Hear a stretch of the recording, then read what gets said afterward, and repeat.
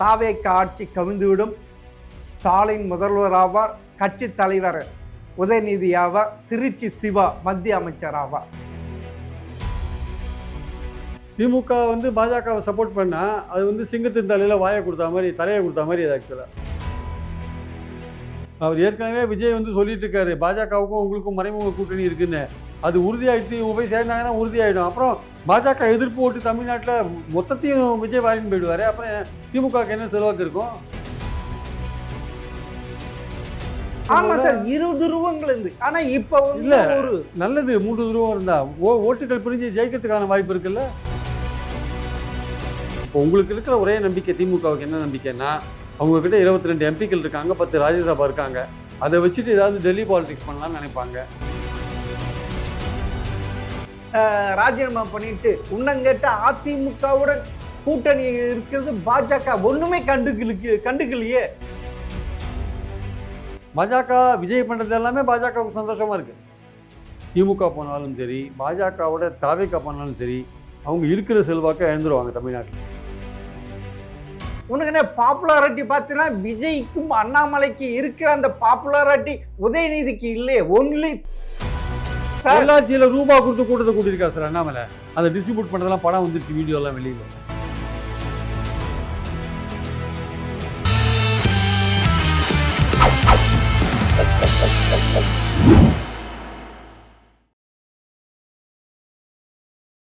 GeM TV நேயர்களுக்கு வணக்கம். மூத்த பத்திரிகையாளர் பிரியன் அவர்கள் சந்திப்ப வாருங்க சார். வணக்கம் சார். சார் வணக்கம் சார். முன்னாள் அமைச்சர் அனிதா ராதாகிருஷ்ணன் 6 மாதத்தில் தாவேக ஆட்சி கவிழ்ந்துவிடும். ஸ்டாலின் முதல்வர் ஆவார். கட்சி தலைவர் உதயநிதி ஆவார். திருச்சி சிவா மத்திய அமைச்சர் ஆவார் அப்படின்னு சொல்லியிருக்காங்க சார். இது என்ன சார் இது? அதாவது திமுகவினருக்கு வந்து இந்த ஆட்சி கவிழுன்னு சொல்கிறது மூலமாக தன்னுடைய தொண்டர்களுக்கு வந்து நம்பிக்கை ஊட்டுற மாதிரியான ஒரு விஷயத்தை கொண்டு போகிறாங்க. ஆனால் அது வந்து ஒரு தேவையில்லாத விஷயம். ஏன்னா இந்த ஆட்சி இப்போ தான் வந்திருக்கு, அதுக்கு திமுக கூட்டணி கட்சிகள் ஆதரவு இருக்குது. இன்னும் கொஞ்ச நாளில் பை எலெக்ஷன்ஸ் வரப்போகுது, அதில் தாவேகாவுக்கு கூட ஒரு முழு மெஜாரிட்டி வரதுக்கான வாய்ப்புகள் இருக்குது. அப்படிலாம் இருக்கும்போது இவங்க எந்த அடிப்படையில் வந்து சொல்கிறாங்க, அனிதா ராதாகிருஷ்ணன் போன்றவர்கள் சொல்கிறாங்கிறது ஒரு கேள்விக்குறி தான். அதுவும் 6 மாதத்துக்குள்ளேயே இந்த கூட்டணி கட்சிகள்லாம் வித்ட்ரா பண்ணுறதோ அதெல்லாம் வந்து அதுக்கான வாய்ப்புகளும் இல்லை ஆக்சுவலாக. அதுவும் மத்தியில் திருச்சி சிவா மந்திரி ஆவா அப்பன்னா பாஜகவுடன் அலைன்ஸா? வேற இல்லை, வேற எப்படி நம்ம ஊகிக்க முடியும்? இப்போ திருச்சி சிவா மந்திரி ஆவார்னா எப்படி மந்திரி ஆவார்? திருச்சி சிவா மந்திரி ஆவார்னா பாஜக வந்து திமுக சப்போர்ட் பண்ண தான் மந்திரி ஆவார். திமுக வந்து பாஜகவை சப்போர்ட் பண்ணால் அது வந்து சிங்கத்தின் தலையில் வாயை கொடுத்தா மாதிரி, தலையை கொடுத்தா மாதிரி அது ஆக்சுவலாக. அது கொடுக்க சிங்கம் பாஜக சிங்கத்தின் தலையில் திமுக தன் தலையை கொடுத்தா தலை என்னத்துக்காருதுன்னு. அப்புறம் தமிழ்நாட்டில் எப்படி பாலிடிக்ஸ் பண்ணுறது திமுக? பாஜகவை இத்தனை வருஷம் எழுதிட்டு நாங்கள் தான் வந்து கொள்கை வீரர்கள் அப்படின்னு சொல்லிட்டு திருச்சி சிவா மந்திரி ஆவார்னா எந்த அடிப்படையில் சொல்கிறீங்க? ஏன் இப்படி குழப்பறாங்க போட்டு? அனிதா குழப்ப வேண்டிய அவசியமே இல்லை ஆக்சுவலாக. இல்லை சார், அந்த ஆயுதம் மங்கி போயிடுச்சு. இல்லை, அந்த பாஜக என்ற ஆயுதத்தை வச்சுட்டு காலத்தை 3 தேர்தல் வெற்றி பெற்றாங்க. இப்போ அதை ஒன்றுமே இல்லை. திருப்பியும் அது இல்லாதனால திருப்பி கூட்டணி ஆயுதம் மங்கி போச்சுன்றதுக்காக யாரை எதிர்த்து பாலிடிக்ஸ் பண்ணீங்களோ நீங்கள் அவங்க கூடயே சேர்ந்தீங்கன்னா, அவங்க அமைச்சரவையிலே சேர்ந்தீங்கன்னா, அந்த சேர்ந்தாதான் உங்களுக்கு திருச்சி அமைச்சர் ஆவார். ஆமாம், அப்படி சேர்றதுன்றது நீங்கள் தற்கொலை பண்ணிக்கிறதுக்கு சமம் ஆக்சுவலாக. இல்லை சார், யாரும் 2ஆம் தரம் 3ஆம் தரம் இல்லை. அவரும் ஒரு முக்கியமான மாவட்ட செயலாளர் இருக்கார், முன்னாள் அமைச்சராக இருந்திருக்கு. அப்படி இருக்க அவர் ஏதோ ஒன்று நடக்குது. இல்லை, பாஜகவுடன் திமுகவும் கூட்டணி வைக்க போதா என்னன்னு தெரியலையே. முன்னாள் மந்திரி, முன்னாள் அமைச்சர், திமுகவில் ஒரு முக்கிய பொறுப்பில் இருக்கார், மாவட்ட செயலாளர், எல்லாம் கரெக்டு தான். ஆனால் யானைக்கும் அடி சுருக்குன்ற மாதிரி அவரும் வந்து ஏதாவது பேசலாம்ல, இது மாதிரி வார்த்தைகள் தவறி பேசலாம்ல. அதனால் அவர் பேசியிருக்கலாம். எனக்கு என்ன அது அவர் சொல்கிற மாதிரி நடந்தால் அது திமுகவுக்கான தற்கொலை. அது ஆக்சுவலாக அதே தற்கொலை தானே இப்போ தாவேகாவுக்கு இடைஞ்சல் கொடுத்து ஆட்சியை கவுத்து, அதுவும் எம்ஜிஆருக்கு எப்படி வாழ்வு கொடுத்தா அதே மாதிரி தாவேகாவுக்கு விஜய்க்கு வாழ்வு கொடுத்த மாதிரி ஆயிடும்ல. அப்படியே பர்மனண்டா தமிழகத்தின் முதல்வர் ஆயிடுவார். இல்ல, பாஜகவோட நீங்க சேர்ந்தீங்கன்னா அப்புறம் உங்களுக்கு இங்க ஓட் பேங்க் போயிடும் சார். உங்க ஓட் பேங்க் காலி ஆயிடும். உங்க ஓட் பேங்க் அவர் ஏற்கனவே விஜய் வந்து சொல்லிட்டு இருக்காரு, பாஜகவுக்கும் உங்களுக்கும் மறைமுக கூட்டணி இருக்குன்னு. அது உறுதியாயிடுத்து, இவங்க போய் சேர்ந்தாங்கன்னா உறுதியாயிடும். அப்புறம் பாஜக எதிர்ப்பு ஓட்டு தமிழ்நாட்டில் மொத்தத்தையும் விஜய் வாரின்னு போயிடுவாரு. அப்புறம் திமுகவுக்கு என்ன செல்வாக்கு இருக்கும்? அதுதான் சார், நீங்க அதிகாரத்தில் இருக்கலாம், மக்கள் செல்வாக்கு இழந்துருவீங்கல்ல. நீங்கள் வேறு வேறு உங்களுக்கு வேறு இருக்காது. விழுதுகள் இருந்து என்ன பிரயோஜனம்? வேறு இருக்காது. மரம், செடி, கொடி, பூ எதுவுமே இருக்காது. வேரே இருக்காதுன்னா அப்புறம் அதெல்லாம் இருந்து பிரயோஜனம் என்ன? சார் அந்த வேர்களையே கை வச்சுட்டாரு இல்ல அதான் தப்புன்றேன். சொல்றது தப்பு. விஜய் அவர்கள் இந்த 2026 இதுல. நான் அப்படி நினைக்கல சார். அது வந்து இந்த எலெக்ஷன்ஸ்க்காக நடந்த ஒரு விஷயம். அடுத்த எலெக்ஷன் எப்படி போகும்னு சொல்ல முடியாது. அது வந்து விஜயோடைய பெர்ஃபார்மன்ஸை பொறுத்து இருக்கு ஆக்சுவலி. இல்ல அந்த கோர் ஓட் பேங்க் அப்படி சொல்ல முடியாது சார். திமுக குடும்பத்தில இருந்து அப்படியே அதெல்லாம் இந்த தடவை போச்சு சார். நெக்ஸ்ட் டைம் அப்படி போகும். பாலிடிக்ஸ் வந்து அப்படி கிடையாது. இந்த தடவை ஓஹோ ஆகாமனாலும் அடுத்த தடவை தோக்கத்துக்கான வாய்ப்பு இருக்கு. அதனால யார் எப்படி பாலிடிக்ஸ் எப்படி மூவ் ஆகும், விஜய் எப்படி வந்து தன்னுடைய பேரை வந்து காப்பாத்திப்பாரு, எப்படி கொடுத்த வாக்குறுதிகளை நிறைவேற்றுவாரு. இப்பவே பல இடங்கள்ல ஒரு அதிருப்தி இருக்கு, ஏன் போட்டோன்ற மாதிரி. இப்போ நான் நிறைய இடத்துல டிராவல் பண்ணும்போது டெல்டாலாம் ஏன் போட்டோன்ற மாதிரி பேசுறாங்க. அது மாதிரி இருக்கும்போது இன்னும் போக போக இன்னும் அதிருப்திகள் அதிகமாகும். எப்போதுமே ஆளுங்கட்சி மேல அதிருப்திகள் அதிகமாகும். ஆமா அப்படி இருக்கும்போது இவருக்கு இதே ஓட்டு அடுத்த தடவை கிடைக்கும்னு சொல்ல முடியாது. அதனால பாலிடிக்ஸ் வந்து மாறுவது தான் பாலிடிக்ஸ் ஆக்சுவலாக. சேஞ்சு தான். ஒரே பர்மனெண்ட்டாக இந்த 3 எலெக்ஷன்ஸாக வந்து திமுக அந்த கூட்டணியை வச்சிருந்ததே தப்பு. ஏன்னா 4வது எலெக்ஷனில் புட்டுக்குச்சு பார்த்தீங்களா? அதனால கூட்டணியை கூட சேஞ்ச் பண்ணியிருக்கலாம் திமுக. மாற்றிருந்தா கொஞ்சம் எல்லாரும் சார் அட்லீஸ்ட் இவங்க பிரிஞ்சாது போயிருக்க மாட்டாங்க, கூடயாவது இருந்திருப்பான். இல்ல இப்ப தன்னந்தனியா இருக்குது இல்ல சார். திமுக ஒரு அது தன்னந்தனியா அப்படி இருக்கு. இருந்தா ஒண்ணும் ஆச்சரியப்பட கூட்டணி இல்ல. இல்லை சார். அப்படி இருக்க உள்ளாட்சி தேர்தல் இருக்கு, பாராளுமன்ற தேர்தல் இருக்கு, அப்படி இருக்கு. இப்படி எல்லாம் பண்ணிட்டு இருந்தா அந்த கட்சி இன்னும் டவுன் சார் ஆயிடும். 84ல் 2 இடம் வாங்கின பாஜக இன்னைக்கு 3வது தடவை ஆட்சிக்கு வந்திருக்கு சார். அதெல்லாம் வந்து பாலிடிக்ஸ், அதெல்லாம் சகஜம் சார். அதெல்லாம் இன்னைக்கு தோப்பாங்க, நாளைக்கு ஜெயிப்பாங்க. 80ல் பார்லிமெண்ட்ல எம்ஜிஆர் தோத்த போது அசம்பிளியில் ஜெயிப்பான்னு எதிர்பார்த்தீங்களா? சார் நீங்க அது கூட 2004ல் வந்து பார்லிமெண்ட்ல தோத்தா ஜெயலலிதா, 2006 அசம்பிளிலையும் தோத்தாங்க. ஆனா அதெல்லாம் வந்து சொல்ல முடியாது எப்படின்ட்டு. ஆனா அப்ப வந்து 20 துருவங்கள் தான் இருந்துச்சு. இருக்கட்டும். 3வது 91 எலெக்ஷன்ல பாத்தீங்கன்னா சட்டமன்றத்தை 2 இடத்துல தான் சார் ஜெயிச்சாங்க. அப்புறம் ஆட்சிக்கு வந்தாங்கல்ல ஆமா 89ல். சார் 20 துருவங்கள் இருந்து. ஆனா இப்ப வந்து இல்ல. ஒரு நல்லது 3 துருவம் இருந்தா ஓட்டுகள் பிரிஞ்சு ஜெயிக்கிறதுக்கான வாய்ப்பு இருக்குல்ல. அதுவும் திராவிடம் இல்லாம ஒரு நிலைமையே ஆக்கிட்டாருல்ல இல்ல விஜய் அவர்கள். விஜயே திராவிடம் தானே சார். அந்த கொள்கையை தானே வச்சுட்டு இருக்காரு. இருமொழி கொள்கைன்றாரு, கவர்னர் வேண்டான்றாரு, மத்திய அரசு எதிர்ப்போன்றாரு, பாஜக கொள்கை எதிர்ன்றாரு. எல்லாம் திராவிட கொள்கை தான் வச்சுட்டு இருக்காரு அவரு. ஆனா அந்த பெருசா எதிர்ப்பு இல்ல. மத்திய அரசோட இணக்கமாக இணக்கமா இருக்கிறது நம்மளுக்கு நிதி. வேண்டிய வாங்கி நிதி பெறணும் வாங்குறதுக்காக மத்திய அரசோட ஒரு எவ்வளோ நெருக்கமா இணக்கமா போறாரோ அந்த அளவுக்கு அவரோட செல்வாக்கு கீழே விழுந்துட்டே இருக்கும். அது எவ்வளவு இனிமே தான் அது கூட்டணி கட்சிகள் முடிவு பண்ணுவாங்க.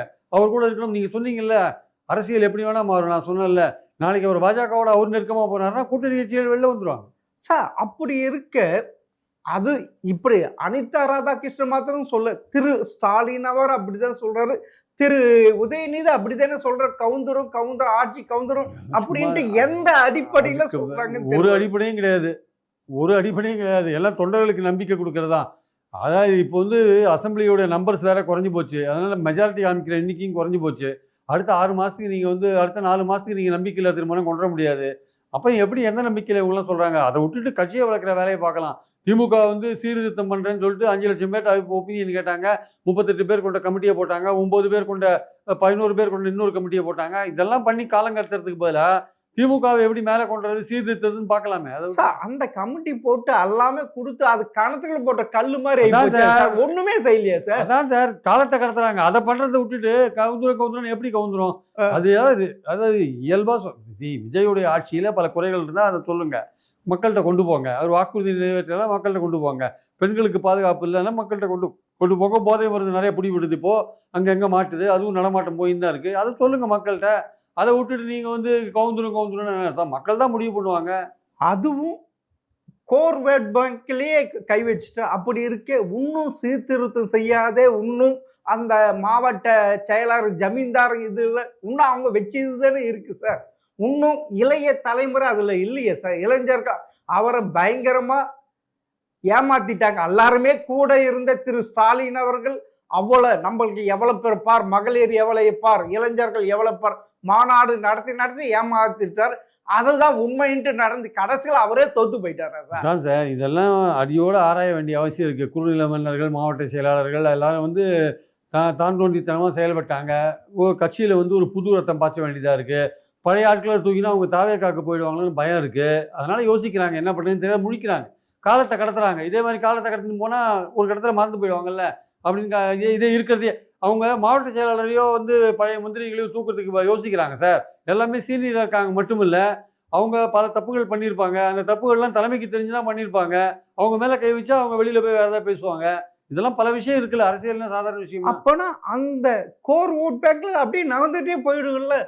உண்மையிலே இந்த இல்ல அங்க மாவட்ட செயலாளர்கள், முன்னாள் அமைச்சர்களுடைய வாரிசு தானே திருப்பி அந்த கட்சியில கோல வச்சுறாங்க. அப்படி இருக்க கீழே இருந்து இருக்கிறவங்களுக்கு என்ன அதான் சார் இருக்கு?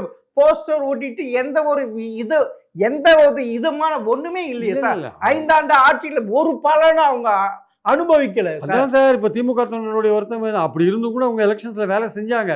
செஞ்சுமே வந்து மக்கள் வந்து இந்த வாட்டி ஒரு மாற்றத்தை விரும்பினாங்க. விஜய்க்கு ஓட்டு போட்டாங்க. என்ன பாயிண்ட்னா வந்து நீங்க வந்து இந்த கட்சியை சீர்திருத்தலைன்னா, திமுகவை சீர்திருத்தலைன்னா திருப்பி வந்து நீங்க கட்சி பின்னடைவை தான் சந்திக்கும். இப்போ உங்களுக்கு இருக்கிற ஒரே நம்பிக்கை திமுகவுக்கு என்ன நம்பிக்கைன்னா, அவங்க கிட்ட 22 எம்பிக்கள் இருக்காங்க, 10 ராஜ்யசபா இருக்காங்க.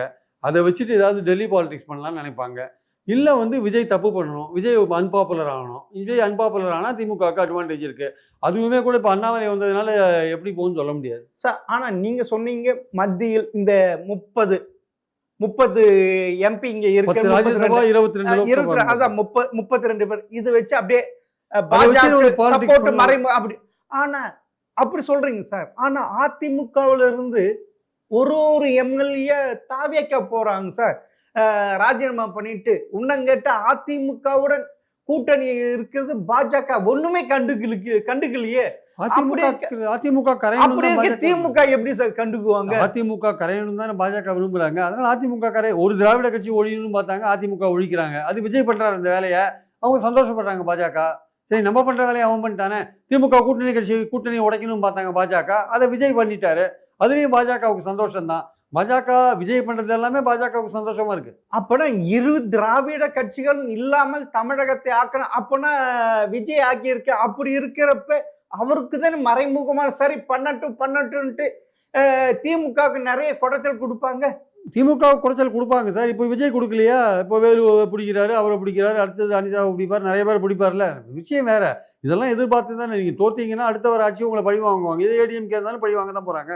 பழி வாங்குறது இல்லை, ஊழல் செஞ்சால் நடவடிக்கை இருக்குன்னு தான் செய்யும். அது கோர்ட்டில் நிரூபிக்கப்படும், அது வேற விஷயம். ஆனால் பாயிண்ட் என்னன்னா, பாஜகவோட திமுக போனாலும் சரி, பாஜகவோட தாவேக போனாலும் சரி, அவங்க இருக்கிற செல்வாக்கை இழந்துருவாங்க தமிழ்நாட்டில் பாஜகவுக்கு. பாஜகவே எல்லாம் போயிடுச்சு சார். எங்க இப்ப இல்ல அது பாதிவே பாஜக கவர்மெண்ட் அங்க இருக்கு. அது அது செல்வாக்கோட தானே இருக்கு. தமிழகத்துல ஒண்ணுமே இல்லாத போயிடுச்சு. அங்க செல்வாக்கோட தானே இருக்கு சார். அந்த செல்வாக்கை நம்பி இவங்க போனாங்கன்னா, அந்த ஒரு பக்கம் விஜய் வந்து நிதி வேணும்னு போனாரு, இன்னொரு பக்கம் திமுக வந்து நம்ம மேல வழக்கு வரக்கூடாதுன்னு போனாங்க வச்சுக்கோங்களேன். 2 பேர் போனாலுமே 2 பேருக்கும் வந்து இங்க கீழே லோக்கல்ல ஓட் பேங்க் போயிடும். அப்பனா நீங்க சொல்ற மாதிரி அண்ணாமலைக்கு வாழ்வு வந்துடுறீங்களா? அண்ணாமலையுமே பாஜக தானே பார்க்கப்படுறாருங்க. அவருக்கும் வந்து ஓட் பேங்க் வருமா தெரியாது.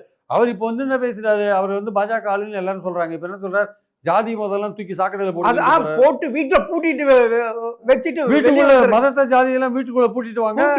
ஜாதி மதம் என்ற சாக்கடை அரசியல் நமக்கு தேவையில்லை அப்படின்றாரு. அது என்னன்னா, அப்படி சொன்னாதான் தமிழ்நாட்டில் பாலிடிக்ஸ் பண்ண முடியும், இல்லாட்டி பண்ண முடியாது. ஆனா அண்ணாமலை கூட சேர்ந்தவங்க எல்லாம் யாரு, பிஜேபி ஆட்கள் தான் பெரும்பாலும் சேர்ந்திருக்காங்க. இந்த ஜாதி மதம் வேண்டாம்னு சொல்ற விஷயத்த அவங்க ஒத்துப்பாங்களா? மாட்டாங்க. அப்ப அவர் எப்படி பாலிடிக்ஸ் பண்ண போறாரு பார்க்கணும், பொறுத்து தான் பார்க்கணும். அப்பனா சரி சார். இப்ப வந்து திமுக கொஞ்சம் கொஞ்சமா நகர்ந்து சீமான் கூட ஒரு கூட்டணி வைக்கலாம்ட்டு அப்படி போறாங்களா சார்? சீமான் கூட கூட்டணி இல்ல சார். அந்த ஒரு கௌதமன் குடும்ப திருமணத்துல சீமான் பக்கத்துல உட்காந்து உதயநிதி பேசியிருந்தார். ஸ்டாலின் பேசினார் சார். துறைமுக காஜா உடைய திருமணத்துல உதயநிதி பேசினார் சார். துறைமுகம் காஜா திருமணத்துல உதயநிதி பேசினார், கௌதம் திருமணத்துல ஸ்டாலின் பேசினார். இதெல்லாம் நீங்க சொல்லணும். அப்போ வைகோ கூட பக்கத்துல இருந்தார் கௌதம் திருமணத்துல.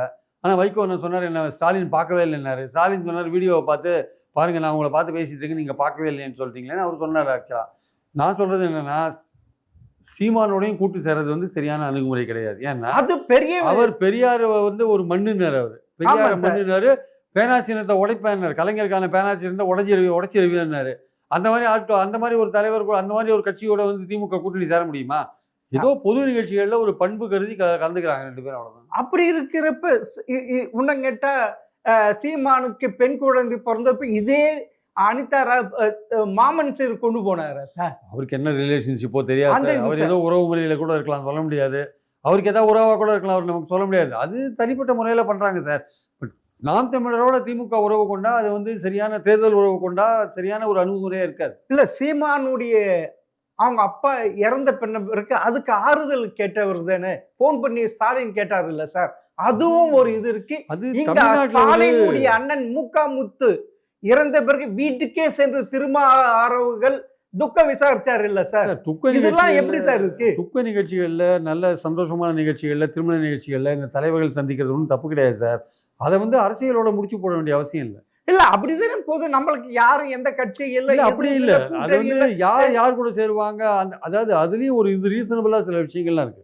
நேரில் எதிரெதிரா இருக்கிற ஒரு 2 ஆட்கள் வந்து சேருவாங்கன்னா, சீமான் வந்து திமுகவை அட்டாக் பண்ணாத நாள் இல்ல, அவ்வளவு மோசமா அட்டாக் பண்ணியிருக்காரு. ஆனா முத்து பார்த்த பிறகு அந்த அட்டாக் குறைச்சிட்டாரு இல்ல? முத்து இறந்து போயிட்டார் சார். அதான் சார், சாரி, அந்த இறப்புக்கு அப்புறமா திரு ஸ்டாலின் முதல்வரா இருக்க வீட்டுக்கு போய் பார்த்த பிறகு அந்த எதிர்ப்பே குறைஞ்சு போச்சு சார். அப்படி சொல்ல முடியாது சார். இன்னும் ஒரு திராவிட கட்சிகளை அவங்க எதிர்த்து தான் இருக்காங்க. நாம் தமிழரை பொறுத்த மட்டும் திராவிடம்ன்றது வந்து அந்த சொல்லே அவங்களுக்கு அலர்ஜி. ஆக்சுவலா சொல்லே அலர்ஜியான விஷயம். திராவிடம் என்ற சொல்லே அலர்ஜியான விஷயம்.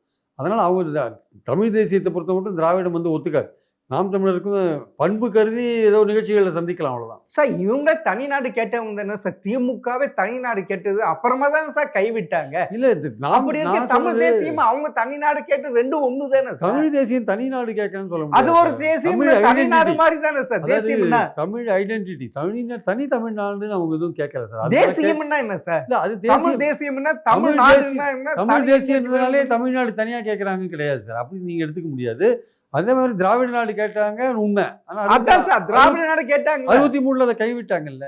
ஆமா கைவிட்டாங்க. அப்புறம் இதை பேசி பிரயோஜனம் இல்லை. அது கைவிட்ட விஷயம் இல்ல. நம்ம பக்கம் இளைஞர்கள் இல்ல, அதனால சீமானுக்கு இருக்கு, அதனால நம்ம கூட்டணி வச்சு அப்படி ஒரு கணக்கும் போடலாம் இல்ல சார். அது யார் கூட சேர்றதுன்னு ஒரு அர்த்தம் இருக்கு சார். நீங்க நேர் எதிராக ஒருத்தருக்கு பேசி பகைமையா ரொம்ப இருந்தவங்க கடுமையான விமர்சனம் பண்ணிட்டு திடீர்னு போய் சேர்ந்தீங்கன்னா மக்கள் ஏத்துக்க மாட்டாங்க சார்.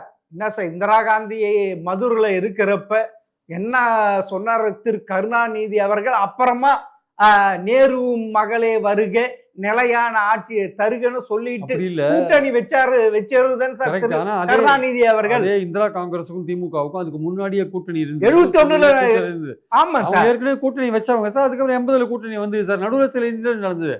ஆனா சீமானை பொறுத்த மட்டும் வந்து திமுக அவங்க கூட கூட்டணியை வச்சது கிடையாது. ஏன்னா தொடக்கத்திலேருந்தே திராவிடத்தை எதிர்த்து தான் ஒரு கட்சியை நடத்திட்டு இருக்காரு சார். நாங்க நாட்டிலே மிஸ்ஸாவை நாங்க தான் எதிர்த்தோம், நாங்க தான் அதனால பயங்கரமா அனுபவிச்சுட்டு இப்பயும் சொல்லிட்டு இருக்காங்கல்ல.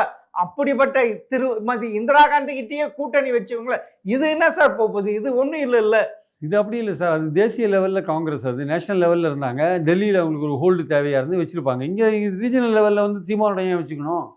என்ன அவசியம் இருக்கு? அவருக்கு இது கடுமையாக திராவிடத்தை எதிர்க்கிற அவர் கூட ஏன் வச்சுக்கணும் சார்? இப்போ பார்த்தீங்கன்னா திமுகவும் அதிமுக பங்காளின்ட்டு அந்த நிலைமை ஆகி போச்சு. வருங்காலத்தில் திமுகவும் அதிமுகவும் இணைந்து திரு விஜய் அவர்கள் எதிர்க்க வேண்டிய நிலைமைக்கு வரும் போல இருக்கு சார். அப்படிதான் தமிழக அரசியல் அப்படிதானே போகுது. இரு திராவிட கட்சிகளும் கூட்டணி வச்சுதான் அவரை எதிர்க்க வேண்டியது இருக்கு. அதிமுக எது கூட்டணி சார்? அதுவே பலவீனமா போயிட்டு இருக்கு. அது கூட எது கூட்டணி சார் திமுக? விஜய் அன்பாப்புலர் ஆகி அவர் வந்து மக்கள்கிட்ட செல்வாக்கு எழுந்தாருன்னா அதோட பலன் வந்து திமுகவுக்கு தான் போகும். அது வரைக்கும் காத்திருக்க முடியுமா? தன்னுடைய மகனை நினைக்கிற மாதிரி முதல்வர் சீட்டில் முடியாது இல்ல. அடுத்த எலெக்ஷன் 31 தானே சார். 5 வருஷம் இருக்கு. 5 வருஷம் இல்ல, அதுக்குள்ள என்ன காலம் நடக்கலாம் இல்ல? என்ன வேணா நடக்கலாம் சார். திமுகவுடைய எதிர்கால தலைவர் உதயநிதி தான். உதயநிதிக்கும் விஜய்க்குமான போட்டியா தான் மாறுது இல்ல சார். உனக்கு பாப்புலாரிட்டி பார்த்தீங்கன்னா விஜய்க்கும் அண்ணாமலைக்கு இருக்கிற அந்த பாப்புலாரிட்டி உதயநிதிக்கு இல்லையே. ஒன்லி திமுகவுடைய கட்டமைப்பு தான் அவருக்கு பின்னாடி இருக்கு. அந்த கட்டமைப்பை இப்ப சிதைஞ்சு போயிருக்கு. அந்த கட்டமைப்பு எல்லாம் ஒன்னும் ஆகல. அதிமுக கட்டமைப்பு தான் உடைஞ்சிருக்கு. அது போயிடுச்சு. திமுக கட்டமைப்பு அப்படியே தான் இருக்கு. அந்த குடும்பத்துல இருந்த ஓட்டு தானே சார் விஜய்க்கு போயிருக்கு. அது இந்த எலெக்ஷன் தான். அடுத்த எலெக்ஷன்ல வராது. அது எப்படி சார் இது? இல்ல, நம்மளால திமுக இருப்பதா எந்த பிரயோஜனம் இல்லமன்ட்டு கீழே இருக்கிற திமுககாரன் நினைக்கிறாங்களே சார். இந்த எலெக்ஷன் தான் சார் அந்த ஓட்டு அப்படி போயிருக்கு. அடுத்த எலெக்ஷன் அது வராது. அடுத்த எலெக்ஷன்லாம் விஜயோட செயல்பாடுகளை பொறுத்து தான் அமையும். அவர் எப்படி நல்லது பண்றாரா, லஞ்சத்தை ஒழிச்சாரா, பெண்களுக்கு பாதுகாப்பு இருக்கா, அதை பார்த்து தான் வரும். ஆனா அண்ணாமலை வந்து ஒரு ஃபேக்ட் பயங்கரமான. அண்ணாமலையை பொறுத்த மட்டும் அவர் பாஜகவோட பிடி மாதிரி தான் சார் பாக்குறாங்க. அவரை பொறுத்த மட்டும் அவருக்கு அந்த அந்த அந்த உயர் ஜாதி ஓட்டுகள் அல்லது பாஜக இருந்து போன ஓட்டுகள் தான் கிடைக்கும் சார். இதே தானே திரு விஜய் அவர்கள். விஜய்க்கு அப்படி இல்லை சார். அப்படி இல்லை. பாஜகவுடைய பி டீம் உன்னங்கட்ட விசிக தலைவர் திரு தொல்மாவளவன் RSS பெற்றெடுத்த பிள்ளைனாரு அவர் சொன்னாரு போய் கூட்டணியில வச்சுக்க ஆட்சியில பங்கு பெற்று இருக்காருல்ல. அவர் தான் இப்போ மாத்திட்டாரு. எங்ககிட்ட ஆதரவு கேட்டாரு. அவர் வந்து பாஜக கட்சியோ பாஜக ஆதரவு கட்சிகிட்டயோ கேட்கல, எங்ககிட்ட கேட்டாரு. அதனால வந்து அந்த அபிப்பிராயத்தை மாத்திட்டேன்னு அவர் சொல்றாரு. நான் அந்த பாயிண்ட்டுக்கு போக விரும்பல. இவனுடைய பாயிண்ட் என்னன்னா, விஜய் வந்து ஒரு பாப்புலர் ஆக்டர். அவருக்கு இந்த வாட்டி அவர் வந்து நீங்க அண்ணாமலையோட ஒப்பிடாதீங்க. விஜய்க்கு இருக்கிற பாப்புலாரிட்டி அண்ணாமலை கூட கிடையாது. அவருக்கு அந்த ஜென்சி இளைஞர்கள் அவர் பின்னாடி இருந்ததுல இல்ல. அதனால 2000 பொள்ளாச்சியில ரூபா கொடுத்து கூட்டத்தை கூட்டியிருக்காரு சார் அண்ணாமலை. அதை டிஸ்ட்ரிபியூட் பண்றதெல்லாம் படம் வந்துருச்சு, வீடியோ எல்லாம் வெளியில.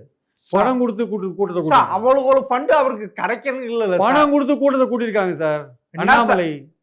பணம் கொடுத்து ஒரு வீடியோ காமிக்கிட்டா சார் இப்படிதான் சார் இப்படிதான் சொல்லிட்டு திமுக வரும் அப்படின்ட்டு கடைசியில என்ன சார் ஆச்சு? அண்ணாமலையை பொறுத்த மட்டும் பேசுங்க. அவருக்கு இருந்து பாஜக இருந்து போன ஒரு குரூப் அவர் ஆதரிக்குது. பாஜகவோட செல்வாக்கு கரைஞ்சு போச்சு சார். அவரு அவ்வளவுதான் விஷயம், வேற ஒண்ணும் கிடையாது. பாஜகவுக்கு 7% 8% ஓட்டு இருக்கும், அதுதான் அவருக்கு வரும், அவ்வளவுதான். ஆமா சார். இப்ப வந்து இளைஞர்கள் ஜென்சில அங்கதானே சார் போறோம். ஜென்சில அங்கெல்லாம் போல சார். பாஜக இருக்கிற ஜென்சி தான் சார் அங்க போயிருக்காங்க, மத்த ஜென்சில. அப்பனா திமுகக்கு அந்த பார்த்த பழைய ஓட்டு தான் இருக்கு, பழைய இதுதான் இருக்கு. உன்னங்கட்ட அதனுடைய வாக்கு சதவீதம் 24 தான் சார் இருக்கு சார். இன்னைக்கு விஜய்க்கு செல்வாக்கு, விஜய் போனா மாற்றி யாருன்னு பார்த்தா திமுக தான் சார், வேற யாரும் கிடையாது சார். அண்ணாமலை இன்னும் செல்வாக்கு தெரியல சார். இனிமேல் வர எலெக்ஷன் தான் வரும்போற காலத்துல தான் பார்க்கணும். உதயநிதிக்கு கட்சி கட்டுமானம் இருக்கு, அவர் ஸ்ட்ராங்கா இருக்காரு. அதிமுக கரைஞ்சன் கிடக்க சார். திமுக எந்தவித மாற்றமும் இல்லாம அப்படியே அந்த கட்டமைப்பு வச்சிட்டு இருக்காங்க. இவ்வளவு தோத்து பிறகும் அதுவும் திரு ஸ்டாலின் அவர்களே தோத்து போயிட்டாரு. உன்னங்கட்ட விஜய் சொல்றாருல, கொளத்தூர்ல கொத்து பரோட்டா போட்ட அப்படின்ட்டு சொன்னார். அந்த இது இருக்கிறப்ப கட்சியே கட்டமைப்பு இல்லாம எப்படி சார் விஜயை எதிர்கொள்ள? 35% வச்சிருக்காங்க. 5 நிமிஷம் பேசினதுக்கே கொத்து பரோட்டா போட்டாங்க. நீ வந்து பல மாவட்டங்களை பேசுனீங்களே நீங்க. அங்கெல்லாம் உங்க தாவேக்க ஒரு இடம் கூட வரலையே, வரல. கன்னியாகுமரியில வரல, நாகப்பட்டினத்துல வரல. 8 மாவட்டத்துல தாவேக்க வரல. நீ எத்தனை நிமிஷம் அங்கெல்லாம் போய் பேசுனீங்க? இங்க 5 நிமிஷம் பேசினா கொத்து பரோட்டா போட்டு அங்கெல்லாம் ஏன் வரல? உங்க ஆட்கள் ஏன் வரல? உன்னங்கிட்ட 16 தொகுதி தான் பிரச்சாரம் போனாரு, ஏன் வரல? 8 மாவட்டங்களும் உனக்கு ஏன் ஓட்டு போடல சார்? உண்மைதான் சார், உண்மைதானே. போட்டு போடல. அப்ப உங்களுக்கு தமிழ்நாடு முழுக்க ஆதரிச்சுதா உங்களை? உன்னங்கிட்ட எந்த கட்டமைப்பு இல்லாம ஜெயிச்சிருக்காங்க. அது இந்த எலெக்ஷனுக்கு மட்டுமே உரித்தானது, அடுத்த எலெக்ஷன் வராது. சொல்ல முடியாது. அவருடைய செயல்பாடுகளை பொறுத்து அமையும். ஆக்சுவலா அவர் நடிகர்களுக்காக ஒரு மாற்றத்துக்காக ஓட்டு போட்டாங்க.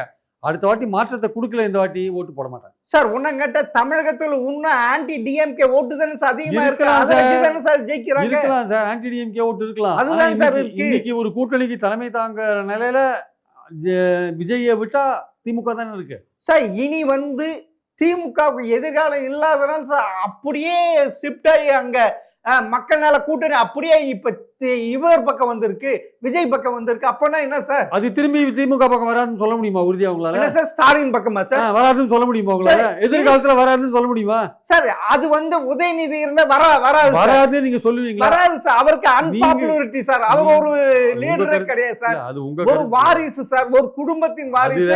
அதை தவிர வேற ஒண்ணு அந்த டிஎம்கே அவருக்கு என்ன சார் இருக்கு? அவரை கவர் பண்றதுக்கு ஒரு மாஸ் லீடரா வேற எதுவுமே இல்லையே சார். அதெல்லாம் உங்க கருத்து. திமுக இருக்கிறாங்க, அதான் சார் நினைக்கிறாங்க. திமுகவுக்கு ஒரு கட்டமைப்பு இருக்கு சார், ஒரு பார்ட்டியா இருக்கு, 24% ஓட்ட கையில வச்சிருக்கு. எதிர்காலத்துல அது தன்னை எப்படி கட்டமைத்துக் கொள்ளும். ஆமா, இன்னும் போக இன்னும் போகும்ல. ஜென்சி வராது, இளைஞர்கள் வராது. விஜய்க்கு மட்டும் செல்வாக்கு கூடுமா? விஜய்க்கு மட்டும் செல்வாக்கு கூடுமா? அவர் குறையவே குறையாது. அவருக்கு விஜய்க்கு செல்வாக்கு குறையவே குறையாது. அதுக்கேற்றதான் அண்ணாமலை வந்து. அண்ணாமலை ஒண்ணுமே கிடையாது.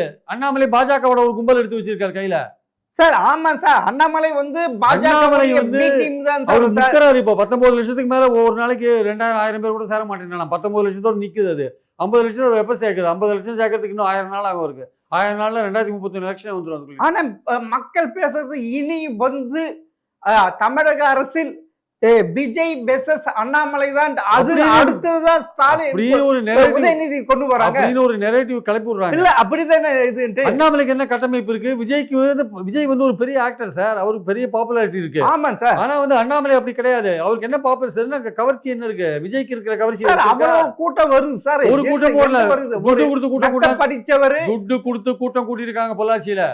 ஆனா சரி, அப்படி இருக்கு. இவங்க காசு கொடுத்து ஓட்டு அவ்வளவு இறைச்சி இது இருக்கிறப்ப இவங்க எப்படி சார் இது இந்த என்ன election- சார்? எந்த வித ஒரு எம்எல்ஏ யாரு, தாவேக்க எம்எல்ஏ யாரு, எப்படி இருப்பாரு, எதுவும் தெரியாது, ஜெயிக்க வச்சிருக்காங்களா? அதுதான் இந்த எலெக்ஷனோட சிறப்பே சார்.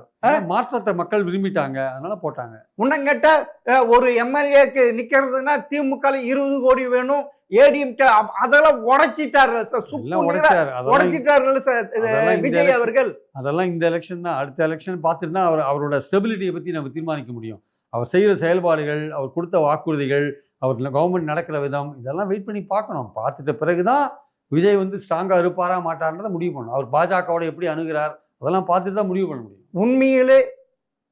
உண்மையிலே திமுக எதிர்காலம் வேணும்னா அதிமுகவுடன் கூட்டணி வச்சாதான் அதனால சமாளிக்க முடியும்.